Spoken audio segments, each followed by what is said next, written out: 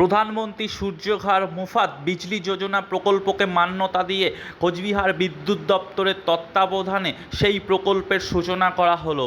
সোমবার কোচবিহার জেলা শাসকের করণ সংলগ্ন মাইনরিটি ভবনের সামনে থেকে এই বিশেষ প্রকল্পের সূচনা করা হয়। এদিনের এই কর্মসূচিতে উপস্থিত ছিলেন কোচবিহারের জেলা শাসক জিতিন যাদব, পুলিশ সুপার জসপ্রীত সিং সহ বিদ্যুৎ দপ্তরের উচ্চপদস্থ আধিকারিকরা।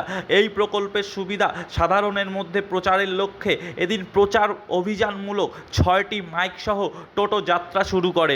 এদিন সবুজ পতাকা নাড়িয়ে এই প্রকল্পের উদ্বোধন করা হয়। এই প্রকল্পের মূল লক্ষ্য সূর্যের আলোকে কাজে লাগিয়ে তা সোলারের মাধ্যমে সঞ্চয় করে স্বল্প মূল্যে কীভাবে সাধারণ মানুষের ব্যবহারের উপযোগী করে তোলা যায়, সেই সাথে পরিবেশ বান্ধব বিদ্যুৎ তৈরির লক্ষ্যেও এই প্রকল্প বিশেষভাবে কার্যকরী হবে বলেই মনে করা হচ্ছে। পিএম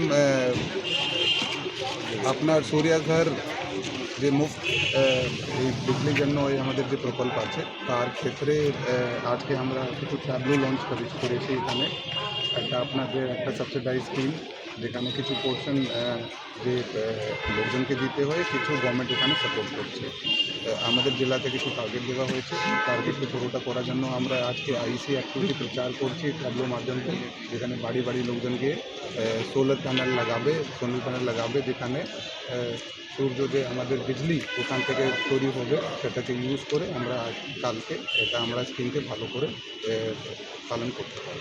কতজন উপভোক্তা এই মুহূর্তে পাবেন? এখনই আমাদের কাজ স্টার্ট হয়েছে। এখনই আমরা 30 থেকে 40 অ্যাপ্লিকেশন পেয়েছি, যেখানে ব্যাংক থেকে তারা লোন দিয়ে পাবে, তারা প্রসেস হচ্ছে। আমরা চেষ্টা করছি যত লোকজন এগিয়ে আসে আমরা সবাইকে ওখানে এই স্কিমে ঢোকাবো, চেষ্টা করবো ওনাদের এই স্কিমে যত ফান্ড পাওয়া উচিত তারা পেয়ে।